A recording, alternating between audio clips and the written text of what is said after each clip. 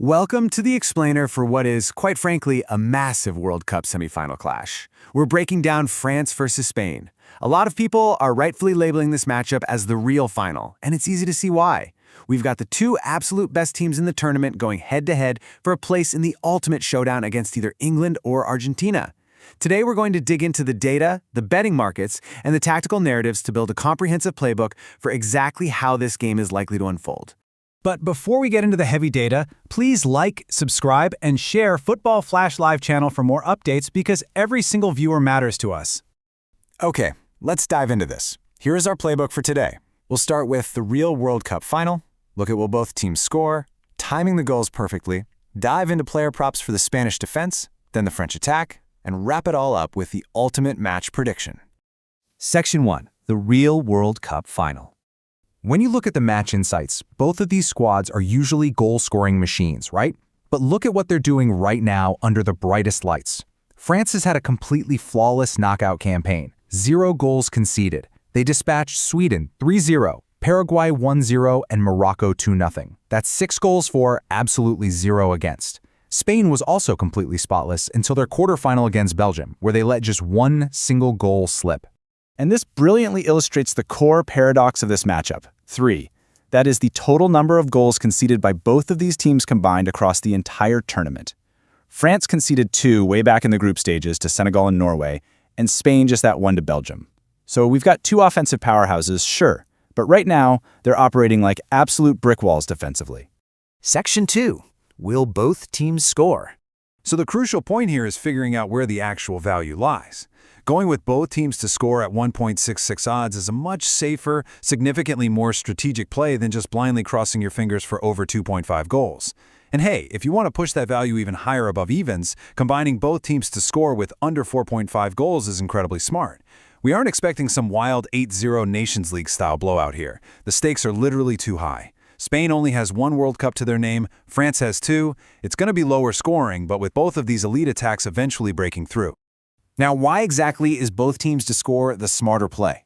Well, it provides a crucial safety net for the very real possibility of a 1-1 draw at the end of regular time. Think about it. If the game ends 1-1 and goes to extra time, your both teams to score bet is already a winner, whereas an over 2.5 goals bet would have completely failed. It's all about analyzing the most likely game state and protecting your wager.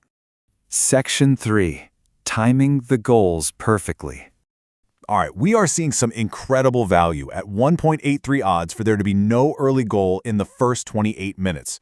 Why so specific? Because the hydration break typically falls right around 22 to 24 minutes in, and sometimes the game doesn't even fully get back underway until the 27th or 28th minute. You are essentially betting on a 0-0 scoreline at the hydration break and getting a few extra minutes totally for free. After that, we're expecting a super tight 0-0 or 1-1 halftime, which leads to a massive late goal push after the 76th minute. If it's tied late, someone is going to push hard to avoid extra time. Combining no early goal with a late goal gives you fantastic 3.25 odds. And this quote directly from our source material really hits the nail on the head. The bookies are predicting a very cagey affair early on. Neither team wants to risk falling behind.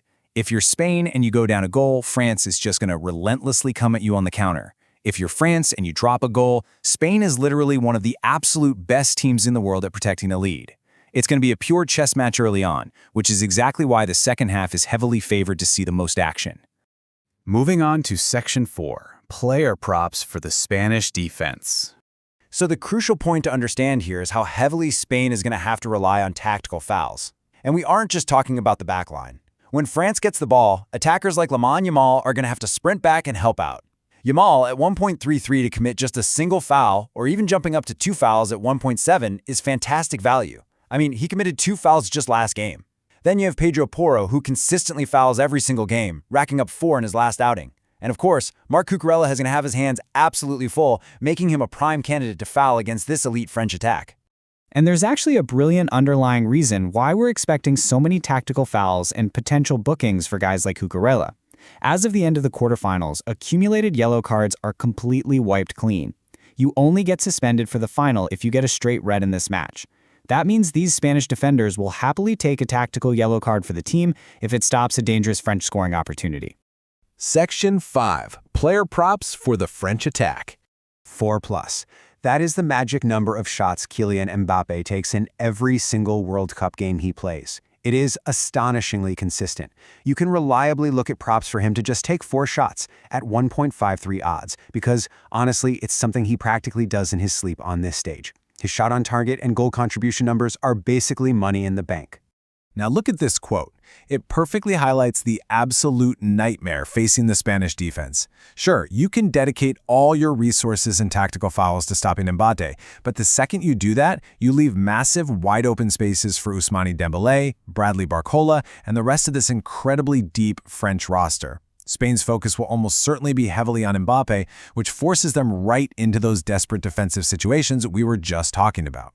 And this tactical nightmare directly bleeds into the player of the match odds.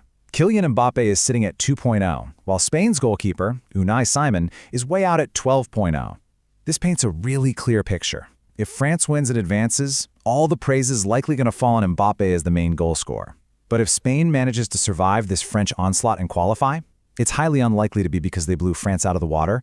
It's probably going to require an absolute masterclass performance of 3 or more massive saves from Unai Simon in net just to keep them alive. Section 6. The Ultimate Match Prediction. Now, what's really interesting about this slide is how we can take literally everything we just learned and build this into an incredibly entertaining, narrative-driven 10-to-1 accumulator. We've got Mbappe contributing to a goal on the attack, Cucurella making a tactical foul on defense, Unai Simon being forced into 3 or more saves, and Adrien Rabiot committing a foul in the midfield battle. Now, none of these are crazy on their own, right? But combined, they perfectly map out the exact style of game the data tells us we're about to watch. But if we distill all of this analysis down to a single, most reliable conclusion from the source data, it's this: France to qualify at 1.61 odds. Spain is unbelievable, truly one of the best international squads out there right now. But France, they've been the absolute best team in this tournament since before a ball was even kicked. They are just too deep and too good. And vitally, betting France to qualify instead of France to win perfectly protects you if this highly competitive clash ends in a draw in regular time and goes to penalties. So France is the data-backed favorite to push through, but look, in a tournament of this magnitude, absolutely anything can happen on the pitch. It essentially boils down to France's overwhelming firepower versus Spain's tactical resilience. So who do you think will actually qualify for the final? Let us know your thoughts in the comments. Thank you so much for joining me today to break down this massive matchup. Please like, subscribe, and share Football Flash Live channel for more updates because every single viewer matters to us. I'll catch you for the next explainer.